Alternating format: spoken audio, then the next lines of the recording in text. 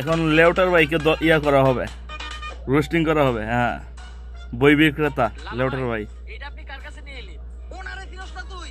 উনি অনেক বড় তান্ত্রিক, এই দেশে ওনার লক্ষ লক্ষ মুরিদ। উনি নতুন একটা বই লিখছে, বইয়ের নাম শয়তান ধরার গর্জন। যেই বই বইরা নতুন কইরা লাখ লাখ মানুষ তান্ত্রিক হইতাছে। কিন্তু লালু ভাই, আশেপাশে তো কোনো তান্ত্রিক বা মুরিদ দেখতেছি না। আরে ওগুলা তো সব ফেসবুক আর টিকটকে। বাবা, সঞ্জনা নামের এক আত্মারে আমার ধরতে হইব বাবা। আপনি আমার সফল হওয়ার একটা উপায় দেন। যদি সফল হতে চাও তাহলে আমার লেখা এই বইটি নাও, শয়তান ধরার গর্জন। এই বইটি নেওয়ার সাথে সাথে তোমার জীবনে থাকবে না কোনো অর্জন। আমি কথা দিয়ে কথা রেখেছি, শয়তান আসেনি তো ফিরে।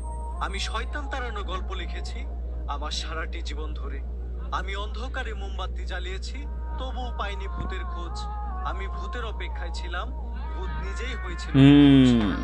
শয়তান ধরার গর্জন। লেউটার ভাইয়ের বইটা 1000 টাকা বিক্রি করবো।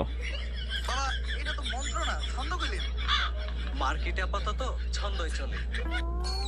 বাবা, বইটা একটা আমারও লাগবে। দাম কত এটা? মাত্র 1000 টাকা। 1000 টাকা দিয়ে আর কিনু? 1000 টাকা হাতে নিয়ে ভিতরে ডাক দিলে ভূত নিজেই চালতে লেগে পড়বো।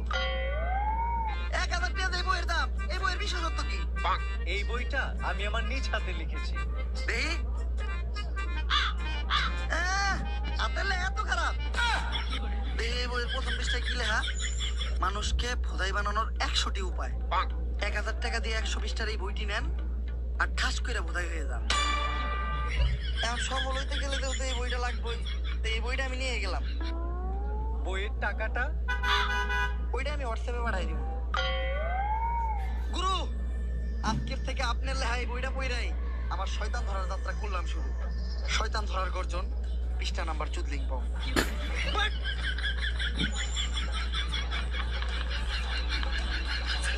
আটটা টাকার জন্য প্রথমে ময়দা দিয়া গোল করে একটা দাগ দিতে হইব। তারপর এক চন্ডে দাগের বাইরে বাই করতে হইব, কারণ শুধুমাত্র সেই আত্মাটা দেখতে পাইব।